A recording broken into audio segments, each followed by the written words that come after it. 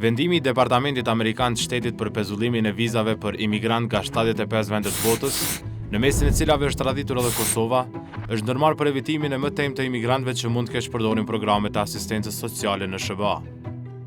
Këtë ka konfirmuar për mediat amerikane zëdhënësi i Departamentit Shtetit Tommy Pigott. Lëshimi i vizave për imigrant nga këto 75 vende do të pezullohet ndërkohë që Departamenti i Shtetit rishikon procedurat e imigracionit për të parandaluar hyrjen e shtetasve të huaj që do të kërkonin asistencë sociale dhe përfitime publike, ka thënë Pigott.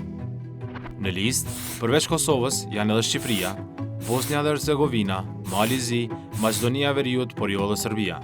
Ditë më parë, Presidenti Trump kishte publikuar një listë që shfaqte proporcionin e familjeve imigrante që marrin asistencë sociale ose përfitime publike në SBA, listë në cilën familjet nga Kosova qëndronin në kuotën e 46%. Pezullimi, që do të fillojë më 21 janar, vlen për vizat e imigrantëve si ato për punësim ose për t'u bashkuar familjes, dhe jo për viza studentore apo turistike.